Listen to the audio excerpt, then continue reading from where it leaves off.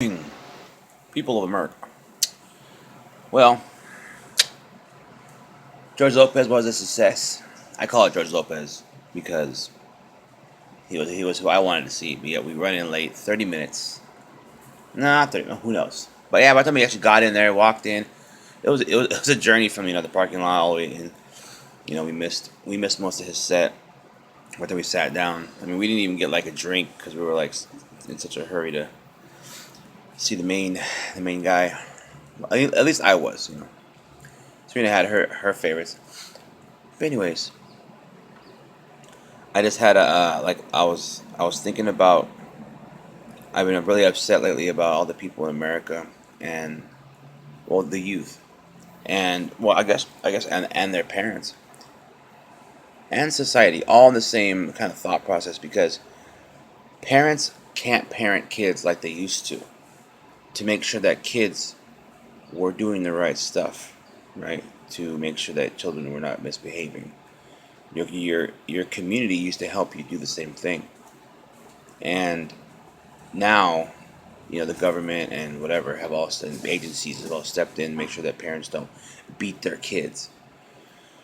You know, if a kid needs that or needed that, I mean, I don't want to say I'm all for you beating the shit out of your kids, but I mean I don't know. Sometimes it almost seems like maybe You know, it's not for kid or passive basically. yeah. I just think that I don't know our situation with our kids. It's hard, with like step parents and stuff. But I don't want to get off on a tangent, but um, but it's hard when you have two sets of parents because like if they're in different worlds and they're over here at our house and we're real strict in one area, and then they go to like their dad's and then they're like not strict in that area, but then they're strict in a different area. So this kid has to constantly be like twice as strong as anybody else because they got to literally like remember what they can and can't do here and there and how to say this and how to do this, and it makes them probably confused and makes them probably upset and hurt. Like, man, I gotta do all this, and I wish I could be a normal kid. I wish I had two parents. And those kids that have two parents are like, man, my parents suck, and then the kids that have no parents want parents. We're never happy, you know. But, um, the whole point of this was, I've been noticing a lot of kids that just like are misbehaving. Young ones up all the way to teenagers. Some kids in Merced got in trouble for riding their bike on the sidewalk. Well, one kid did, and he started to resist.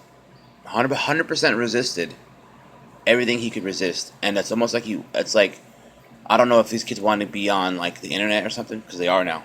They're floating around, and people are in an outrage looking at them like, man, they're being mistreated by the cops and stuff. And I'm like, no, no, they're not. Like I watched the video. The kid is an asshole, and he deserves what came to him. I have been stopped by the cops plenty of times. Okay, they may look at me like, oh, dude, you're white. We're gonna let you go. No, I've been in trouble before. You can be in trouble by the cops if you're white. You don't just you're white and you get away with it.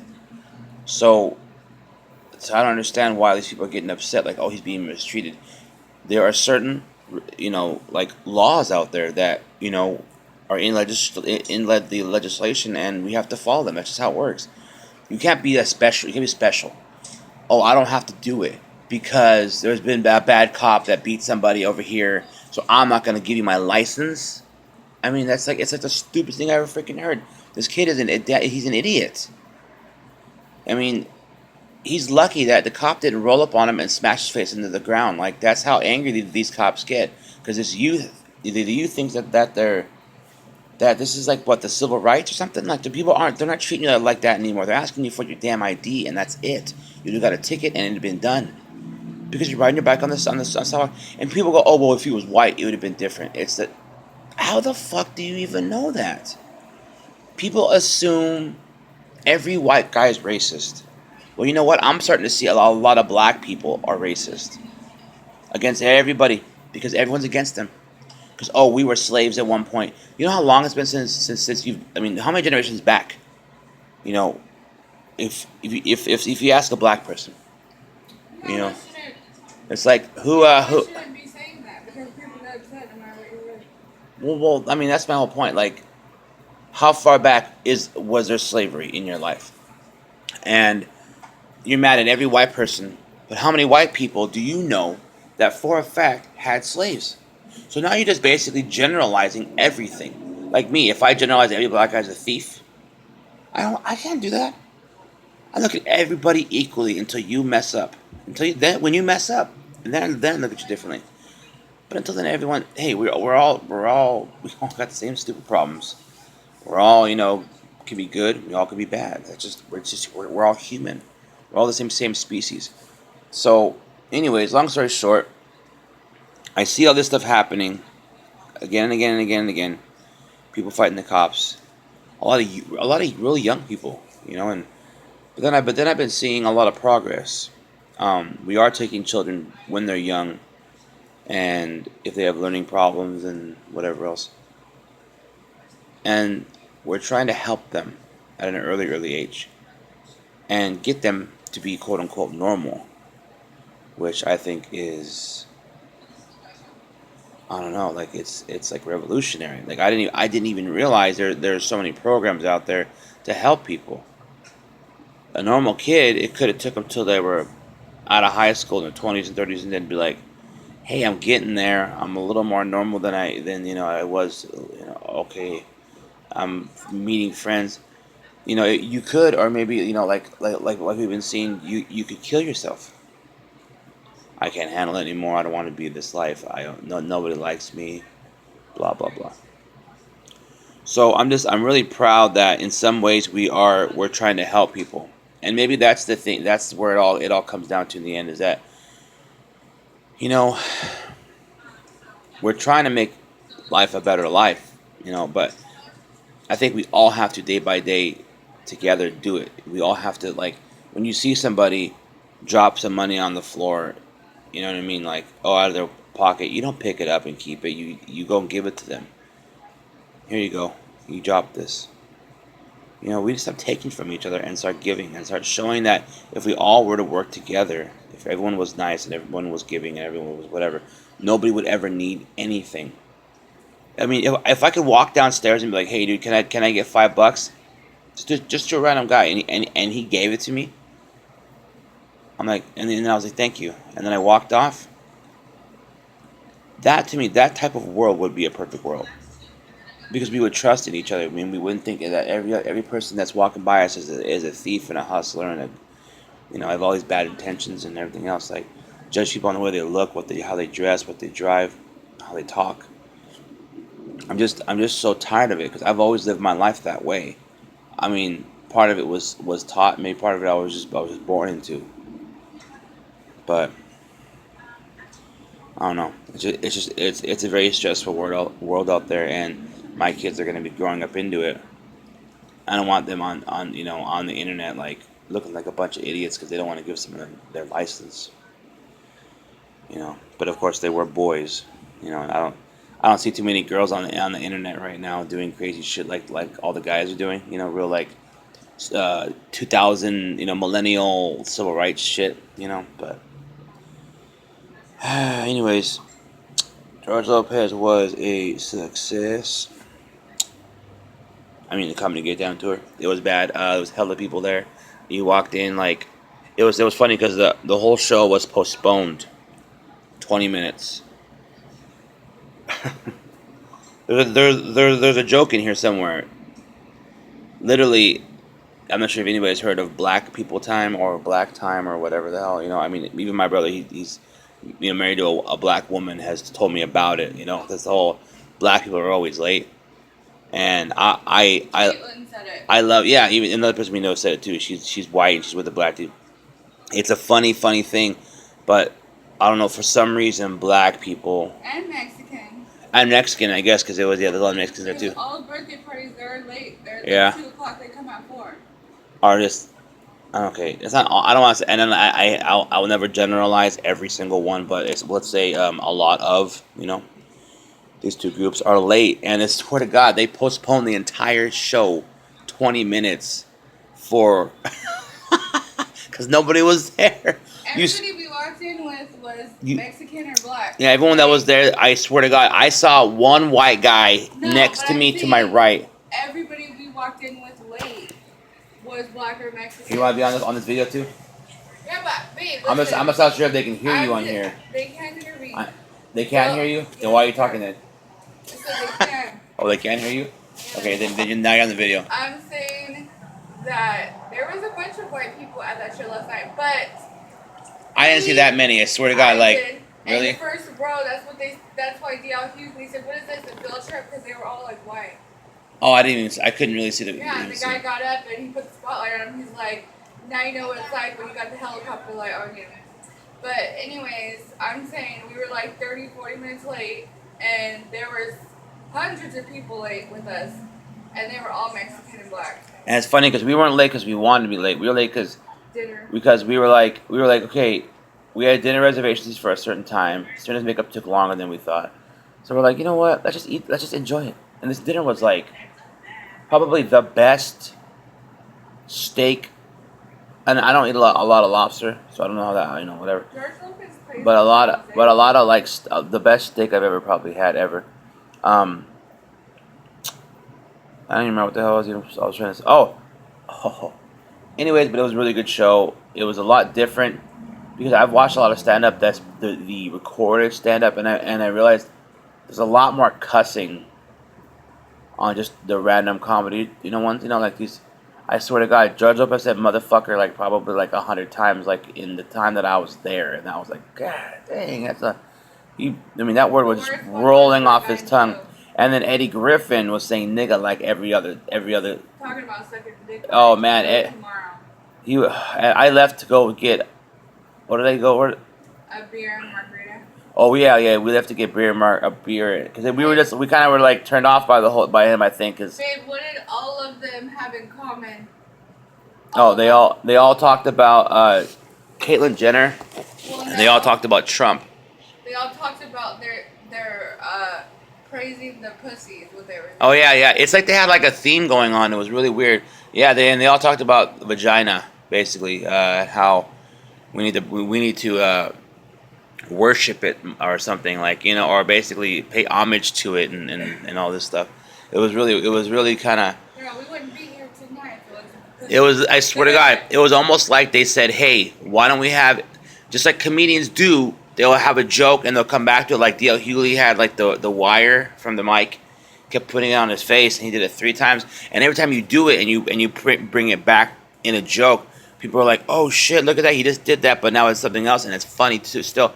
And like, they all had this theme. It was literally like they were one unit, and they were like, what do you call it? Kind of like an entity. I'm not sure if you guys watch like Star Trek, but those weird like robotic races, and like they're all connected. Like this network of like they were literally like a network of comedians that all talked about the same shit, like a fifth of the time, and then like the rest was all like, oh, that's for you, babe, and the rest was all like the rest was all like just their own stuff, their own styles and stuff, and they were so different. Every single one of them was so different, like literally like it was really weird. D.L. Hughley did the best. He was really, really good, consistently fun at the end. Almost he was rapid fire, fast. And yeah, Charlie Murphy was calm, total pothead, just like relaxed, funny. Like he was the natural bullshitter. That's why I think it took us so long to get into the game. She was ready walking in. I know they do that. They don't. I'd say they're just gonna walk in. What if somebody's like having sex or something? What do you mean she was gonna walk in? She opened it with a key, and she opened the door. Because she knocked and you didn't get up. You how long it took you to get from here to there? Like most people get up. She barely tapped it. Because we left the room. Maybe they thought we just took off. I don't know. That's kind of weird. We have 2 hours left. They shouldn't be walking in your room. Well, go complain and go get us a free room. Because it always happens like that. Anyways, back to what I was saying, since I was really interrupted. But Charlie Murphy was really, really good. Eddie Murphy, he's been famous for so many years, and Charlie Murphy, he's One of the just best. as funny, if not funnier. I think Eddie Murphy. I never thought was like. I never liked it. Like a lot, a He's lot. funnier than Eddie Murphy.